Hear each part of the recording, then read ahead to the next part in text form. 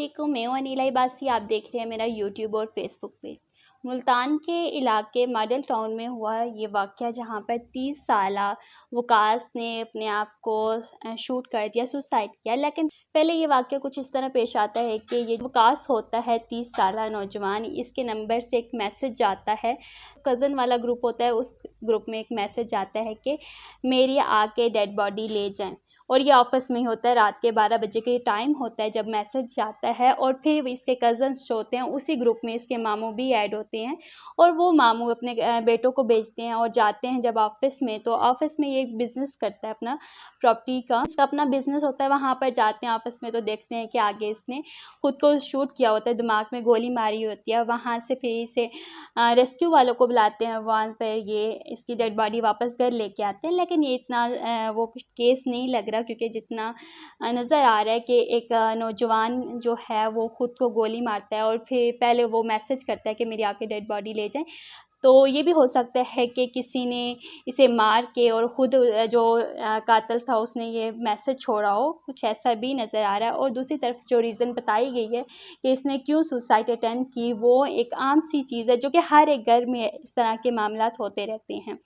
तो वकास को ऐसी क्या परेशानी थी, क्योंकि पैसे की उसके पास कमी नहीं थी, देखने में वो अच्छा बाला लगता था, सब कुछ था। लेकिन ऐसी क्या रीज़न थी कि उसे खुद सुसाइड अटेम्प्ट करनी पड़ी?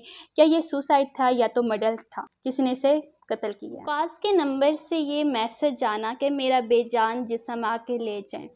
तो क्योंकि मरने वाला तो मर जाता है, फिर तो बहुत सी बातें बन जाती हैं, जितने मुँह उतनी बातें बन जाती हैं। क्योंकि असल हकीकत जो होती है वो तो वो बंदा जो मरने वाला है वो और अल्लाह पाक जानते होते हैं। और फिर हम कोई भी मरने से पहले आपको ये नहीं बता के जाता कि मैं मर रहा हूँ और ये बात होगी, ऐसा नहीं होता। तो मरने वाला मर जाता है, जो रीज़न होती है वो तो अल्लाह पाक बेहतर जानते हैं। और बाद में बातें बन जाती हैं कि इसने सुसाइड अटेम्प्ट किया क्या। अब ये केस सुसाइड का है या तो कोई मर्डर है, तो ये तो पुलिस को चाहिए सारी इन्वेस्टिगेशन करें, क्योंकि जो जैसा दिखता है वैसा बिल्कुल भी नहीं होता। क्योंकि ये अपने मामू के साथ बिज़नेस कर रहा होता है और बिज़नेस भी इनका अच्छा चल रहा होता है। कुछ लोगों ने ये भी कहा था कि हो सकता है इसे बिज़नेस में कोई लॉस हुआ हो, जिसकी वजह से इसने खुद सुसाइड अटेम्प्ट करी होगी। लेकिन ऐसा भी नहीं है। और दूसरी तरफ ये रीज़न जो सामने आई है कि इसकी कुछ महीने पहले शादी हुई थी, और शादी की इसकी जो लव मैरिज हुई थी, और इसकी बीवी का मुतालबा था कि वो इसे लादा घर में रखे, ये जॉइंट फैमिली में नहीं रहेगी। और इसके जो वालिदैन हैं वकास के, वो ये बात कह रहे थे कि हम लादा नहीं रखते, तो हम एक ही घर लेंगे, एक साथ मिलकर रहेंगे। और अगर इस बात को देखा जाए तो ये एक लड़की का हक़ होता है कि वो जॉइंट फैमिली में रहे अपनी मर्ज़ी से, अदरवाइज़ उसे कोई फ़ोर्स नहीं कर सकता, वो अलहदा रह सकती है। ये इस्लाम ने उसे हक़ दिया हुआ है कि जब आपके बीवी होती है तो उसे एक अलहदा घर में रख सकते हो। ये नहीं है कि आप बीवी के लिए वालिदैन को छोड़ दें, वालिदैन के लिए बीवी को छोड़ दें। और ये एक बहुत बड़ा मसला बना हुआ है आजकल की सोसाइटी में कि जो पेरेंट्स होते हैं वो इतना बच्चों को फ़ोर्स कर देते हैं कि एक हँसी-बसी ज़िंदगी को उजाड़ के रख देते हैं। वहीं पर दूसरी तरफ अगर बात की जाए बीवियों की, और वो इस तरह कर देते हैं कि माँ-बाप से दूर करके औलाद को छोड़ देते हैं। पता नहीं कैसे ये दोनों तरफ के रिश्ते होते हैं। हमें दोनों तरफ को लेके चलना चाहिए कि अगर वो इस बात में अगर सच्चाई है कि अगर इसने इसी वजह से सुसाइड अटेम्प्ट किया कि उसे बीवी की तरफ से दबाव था और वालिदैन की तरफ से कि हमने लादा नहीं रहना, और बीवी की तरफ से कि मुझे लादा रखे, मैं जॉइंट फैमिली में नहीं रहती, तो ये बिल्कुल गलत बात है। ऐसे मामलात घर में होते रहते हैं कि आपको चाहिए कि हमारे इस्लाम ने भी कहा है कि एक लिमिट रखें हर एक रिश्ते की। अगर कोई ऐसा मोड़ आ जाए कि आपको वालिदैन या बीवी में से किसी एक का चुनाव करना पड़े, तो आपने एक समझदारी के साथ आपने उस हैंडल करना है उस चीज़ को। ना ही आप बीवी को छोड़ सकते हैं, ना ही आप वालिदैन को छोड़ सकते हैं। तो अगर इसके पीछे यही रीज़न है तो होना चाहिए, मतलब कि ऐसा नहीं होना चाहिए। आजकल के दौर में ऐसा ही हो रहा है कि इतना जीना अजीरन कर देते हैं कि बच्चों का जो ससुराल वाले होते हैं वो कि ना पूछें। और दूसरी तरफ अगर बहू आपको इस तरह की मिलती है, ससुराल वाले अच्छे हैं, तो बहू जो होती है वो ससुराल वालों का जीना हराम करके रख देती है। लेकिन मैक्सिमम केसेस में ऐसा ही होता है कि ससुराल वाले ही जो होते हैं बहू का जीना हराम करके छोड़ देते हैं। ऐसा नहीं होना चाहिए। जब आपने किसी की बेटी को लेके आते हो, आपको दिल बड़ा करना चाहिए, तो ना रिश्तों में दरारें नहीं पैदा करनी चाहिए। आज क्या मिला, अगर इसके पीछे वाकई यही रीज़न है, आज उन वालिदैन को क्या मिला अगर वो ज़्यादा अगर लेके दे देते, कम से कम वो बच्चा तो ज़िंदा रहता ना, उनका बेटा ज़िंदा रहता। या उस लड़की को क्या मिला जिसका हस्बैंड जो है इस तरह उसने सुसाइड अटेम्प्ट कर दिया, अगर उसने किया इसी वजह से। लेकिन हो सकता है उसे दोबारा से वो शादी करे, लेकिन हँसता बसता घर उजड़ जाते हैं हमारी ये छोटी सी नोक चीनी की वजह से, लड़ाई झगड़ों की वजह से।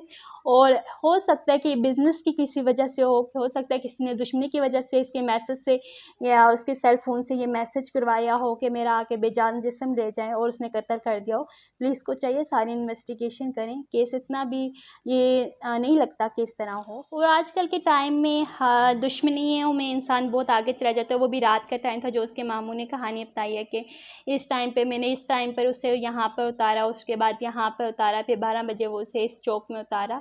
तो होनी चाहिए सारी इन्वेस्टिगेशन, बीवी से भी होनी चाहिए, उसके बाद उसके मामू से भी होनी चाहिए, क्योंकि बिज़नेस वो करता था अपने मामू के साथ।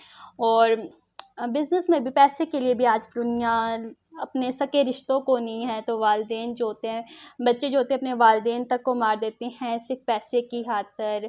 और यहाँ पर बिज़नेस भी था, सबसे इन्वेस्टिगेशन होनी चाहिए। ये नहीं है कि अब मरने वाला मर गया, आप एक केस बना के सुसाइड अटेम्प्ट की एक कहानी बना के कर दे, क्योंकि मेरे ऊपर ये चीज़ बीती हुई है। जब आप किसी पर इल्ज़ामात लगाते हैं तो वो बहुत बड़ा होता है कि दूसरे पर सहना, क्योंकि वो तो मर गया है, अब उसके साथ जो हुआ वो बेहतर जानता है। अब पुलिस को चाहिए वो सारी चीज़ों को देखते हुए इन्वेस्टिगेशन करे और सभी एंगल से चेक करे, सीसीटीवी कैमरा से चेक करे और सारा डेटा निकाले कि आया इसके पीछे रीज़न क्या है, क्या ये वाकई में सुसाइड अटेम्प्ट है या तो ये इसका कत्ल किया गया है। अगर सुसाइड है तो ऐसा होना चाहिए, नौजवानों के अंदर इतनी विल पावर होनी चाहिए कि वो हर तरह के जो सिचुएशन है उसे हैंडल कर सकें। और ये कोई इतनी बड़ी वजह नहीं थी कि, लेकिन हो जाता है, बहुत से ऐसे केसेस हैं, बहुत से मेरे इर्द गिर्द भी हैं कि घरेलू नचाकियों की वजह से इतना डिप्रेशन होता है, इतना ना पूछें कि आखिरी हर इंसान के पास और कुछ भी नहीं रहता। लेकिन ये भी एक सच है कि ये इस्लाम में हराम है और हराम चीज़ हराम ही होती है। Okay, suicide. सो आप सबका क्या कहना है कि आजकल के दौर में इस तरह की सिचुएशन हर घर में होती है, तो इसका क्या हल है और क्या होना चाहिए, इसके हल क्या होना चाहिए कि घरेलू नचाकियों की वजह से ये लड़ाई झगड़े जो होते हैं इसके क्या इम्पैक्ट पड़ते हैं इंसान की लाइफ में। खुदा हाफिज़।